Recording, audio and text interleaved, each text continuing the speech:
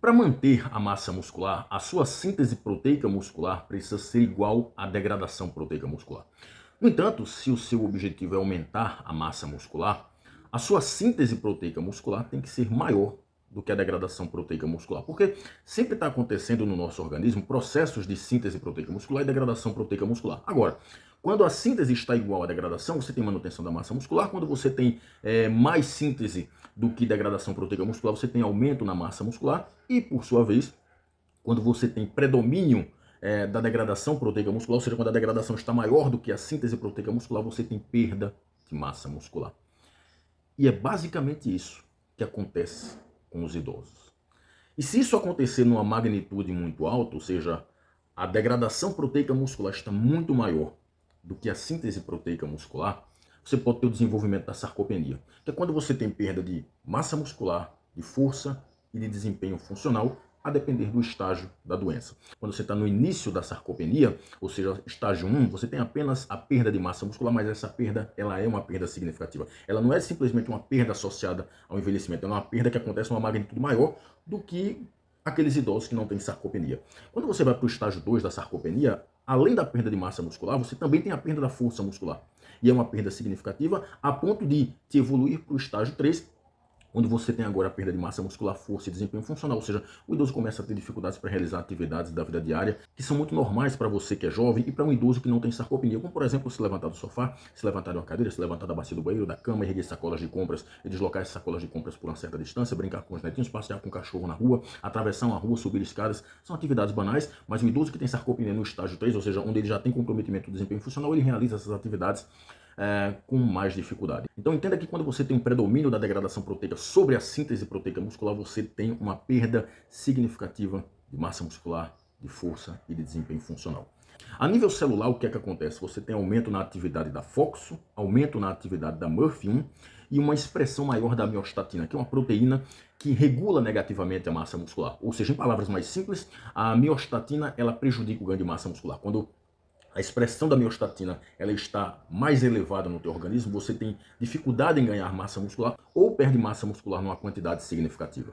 E nesse sentido, intervenções que venham a promover aumentos na massa muscular dos idosos, não só na massa muscular, mas também na força e no desempenho funcional, são muito bem-vindas. Eu estou falando de idosos de uma maneira geral, os idosos que vivem na comunidade, ou seja, que vivem nas suas casas, né, com seus companheiros ou com seus familiares. Eu estou me referindo também a idosos que vivem institucionalizados, ou seja, aqueles idosos em asilos, e aos idosos que estão hospitalizados. Quando nós pensamos em idosos, intervenções que venham a promover aumentos na massa muscular, força e desempenho funcional são muito bem-vindas. E duas dessas intervenções são o treinamento resistido, ou treinamento de força, que você conhece popularmente como musculação, e a outra é o aumento na ingestão proteica. E esse aumento na ingestão proteica ele pode vir através da alimentação ou através da suplementação proteica. Quando você junta essas duas intervenções, são duas intervenções anabólicas, você consegue promover aumentos na massa muscular, na força e no desempenho funcional. Eu não consigo conceber um idoso que não treina força, que não faz musculação. Eu não estou necessariamente me referindo à musculação de academia. Ele pode ir para academia, mas ele também pode treinar força em casa. Ele pode treinar força na praça, no parque ou em qualquer outro lugar. No estudo de Pilates, idosos precisam treinar força. Idosos também precisam aumentar a sua ingestão proteica através da alimentação, da suplementação, porque na medida que a gente vai envelhecendo, nós vamos diminuindo naturalmente a ingestão proteica por uma série de motivos. Então você tem ali um idoso perdendo massa muscular, perdendo força muscular, perdendo desempenho funcional, podendo desencadear a sarcopenia. E por outro lado, nós temos intervenções capazes de reverter esse quadro. Essas intervenções são treinamento resistido associado à suplementação proteica, por exemplo. A grande questão é qual a melhor intervenção que a gente pode utilizar para promover ganhos na massa muscular, força e desempenho funcional desse idoso e prevenir a sarcopenia. Tem uma intervenção que é mais eficaz? Ou é a combinação dessas duas intervenções? Se for a combinação dessas duas intervenções, quando a gente fala na suplementação proteica, qual a melhor suplementação proteica que, associada à musculação, por exemplo, promove maiores ganhos na massa muscular, na força e desempenho funcional? Porque não sei se você sabe, não é simplesmente suplementação proteica, porque quando a gente fala de suplementação proteica, a gente tem proteína do soro do leite, por exemplo, que é o whey protein, a gente tem proteína do leite, que é a caseína, por exemplo, a gente tem proteína da carne, a gente tem proteína do amendoim, a gente tem uma série de proteínas que podem ser utilizadas para promover ganhos na massa muscular, força e desempenho funcional dos idosos, associada a treinamento de força, associada à musculação. Qual a melhor intervenção?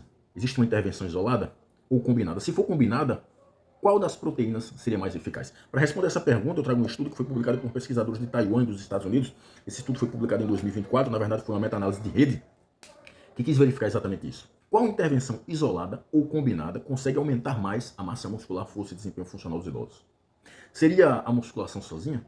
Seria algum tipo de suplementação proteica sozinha? Ou seria a combinação dessas intervenções? Se for a combinação dessas intervenções, qual das proteínas pode ser combinada com a musculação para promover melhores resultados nos idosos e assim prevenir a sarcopenia? E esse estudo aqui não usou idosos apenas que vivem na comunidade, ou seja, que vivem nas suas casas, com seus familiares. Eles usaram também idosos que estão em asilos e idosos que estão hospitalizados. Legal isso, né? E aí eles pegaram 78 estudos que investigaram exatamente isso que eu falei para vocês. Esses estudos foram publicados entre 1994 até 2023, portanto, estudos relativamente antigos até estudos mais recentes. Juntando esses 78 estudos, dava um total aí de 5.272 idosos que viviam na comunidade, estavam em asilos e que estavam hospitalizados. E aí, essas intervenções, como tinham 78 estudos, né, tinham intervenções com durações variadas, que oscilavam ali entre 3 meses, ou seja, um curto período de tempo, até um ano, que é uma intervenção bem legal. E aí, vamos para os resultados. Bem, quando nós falamos em massa muscular, as melhores intervenções para promover aumentos significativos na massa muscular são a combinação de whey protein mais musculação, proteína do leite mais musculação, proteína da carne mais musculação, e proteína da soja mais musculação. E musculação sozinha. Essas são as intervenções mais eficazes para promover aumentos na massa muscular nos idosos. Quer que eu repita para você? Whey protein mais musculação é em primeiro lugar. Proteína do leite mais musculação, segundo lugar. Proteína da carne mais musculação, terceiro lugar. Proteína da soja mais musculação, quarto lugar. E quinto lugar, musculação sozinha. Quando nós falamos em força muscular e desempenho funcional, que aqui foi medido através da velocidade de caminhada e do teste de sentar e se levantar da cadeira, que mede basicamente a força muscular dos membros inferiores, as melhores intervenções foram whey protein mais musculação em primeiro lugar. Veja que o whey protein mais musculação foi a mais efetiva, tanto para ganho de massa muscular quanto de força e desempenho funcional. Então, em primeiro lugar, whey protein mais musculação. Segundo lugar, proteína do leite mais musculação. Terceiro lugar, proteína da soja mais musculação. E quarto lugar, musculação sozinha. Observe que a musculação sozinha apareceu para esses 3 parâmetros, ou seja, massa muscular, força e desempenho funcional, o que significa que a musculação sozinha, ela dá conta do recado tranquilamente. Agora, quando nós queremos um resultado numa maior magnitude, parece que a combinação da suplementação proteica associada à musculação é melhor ainda, principalmente quando nós falamos no whey protein mais musculação e proteína do leite mais musculação, e daí a gente vai descendo. Então, vamos para os comentários. O primeiro comentário aqui. Idoso precisa treinar força, ou seja, fazer musculação e suplementar proteína. Isso é essencial para os idosos. Isso é essencial para a prevenção da sarcopenia. Eu diria mais. É essencial para o tratamento da sarcopenia, para desacelerar a progressão da sarcopenia. Observe que a musculação apareceu sozinha lá para os 3 parâmetros, massa muscular, força e desempenho funcional, o que significa que se eu usar a musculação sozinha, eu consigo ganhos significativos na massa muscular, na força e no desempenho funcional, principalmente no desempenho funcional.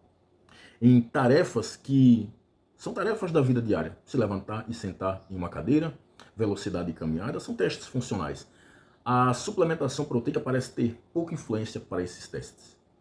Então a musculação dá conta sozinha, principalmente do desempenho funcional. Da massa muscular e da força muscular também, mas principalmente do desempenho funcional. No entanto, quando nós falamos em massa muscular e força muscular, parece que a combinação da suplementação proteica associada à musculação, ela é mais efetiva, ou seja, ela consegue promover uma quantidade maior de massa muscular e de força muscular, o que é importante para a gente prevenir a sarcopenia e inclusive tratar a sarcopenia. E isso acontece porque quando a gente junta essas duas intervenções, ou seja, o treinamento, no caso a musculação associada à suplementação proteica, no caso aqui a suplementação de whey protein, a suplementação com proteína do leite, a suplementação com a proteína da carne ou a de soja, você tem um aumento maior na síntese proteica muscular. Se você tem um aumento maior na síntese proteica muscular, a síntese proteica muscular está predominando sobre a degradação proteica muscular, você tem um aumento maior na massa muscular e na força muscular. E isso acontece quando você junta a suplementação proteica com a musculação. E esses efeitos aconteceram em maior magnitude, principalmente naqueles idosos que tinham menos massa muscular, que eram exatamente os idosos que estavam lá em asilos e hospitalizados, que são aqueles idosos que têm um nível menor de atividade física e que ingerem menos proteínas. Se você pega um idoso que tem um nível de comportamento sedentário muito alto, que não se engaja em atividade física, como aqueles idosos que estão em asilos, que estão hospitalizados, que são inclusive aqueles idosos também que ingerem muito pouca proteína. E aí você joga essas duas intervenções nesses idosos, coloca esses idosos para treinarem força e tomarem proteína, você consegue verificar um ganho de massa muscular e força numa maior magnitude. Então vamos lá, qual é o recado de hoje para o ano que está começando? coloque os seus velhinhos para treinarem força e suplementarem proteína. Independente desse seu velhinho ser seu pai, sua mãe, seu tio, sua tia, seu avô, sua avó, ou seja lá quem for, pode ser até o teu vizinho. Idoso precisa treinar força. Ele precisa fazer força não é só para ganhar massa muscular. Massa muscular é um ponto muito importante, mas ele também precisa ganhar força e ele precisa ganhar desempenho funcional. E a musculação faz isso magnificamente. Mas ele também precisa aumentar a sua ingestão proteica, que pode vir também da suplementação. Quando você junta essas duas intervenções, suplementação proteica associada a treino de força, musculação, você consegue promover um ambiente mais anabólico. O que é que acontece? Você predomina ali a síntese proteica muscular sobre a degradação proteica muscular. E aí você tem um idoso mais forte sob o ponto de vista da força muscular, você tem um idoso com mais massa muscular e com desempenho funcional maior. Com isso, você diminui as chances de dependência desse idoso para realizar atividades banais da vida diária, você diminui a chance desse idoso levar quedas, você diminui a chance desse idoso ficar hospitalizado e ficar muito tempo hospitalizado, porque idosos com menos massa muscular e menos força são mais hospitalizados, são hospitalizados com mais frequência e demoram mais tempo lá hospitalizados. Você diminui, inclusive, a chance desse idoso morrer precocemente, porque o treino de força ele promove aumento na força muscular e a força muscular está inversamente associada à mortalidade precoce em idosos, ou seja, quanto maior minha força muscular, quanto maior a força muscular nos idosos, menor a chance desse idoso morrer precocemente. É por isso que eu afirmo categoricamente, idoso precisa treinar força, idoso precisa aumentar sua ingestão proteica. E esse aumento na ingestão proteica pode vir através das suplementações, como por exemplo, suplementação com whey protein, suplementação com proteína do leite, suplementação com proteína da carne, da soja, enfim. E para fazer isso de uma maneira inteligente e segura, consulte um profissional de educação física para que o treinamento seja prescrito adequadamente para o idoso e consulte um nutricionista para que a suplementação proteica ou aumento na ingestão proteica através de alimentos seja feita de uma maneira apropriada, ok? Eu espero ter contribuído. Um abraço a todos. Até mais.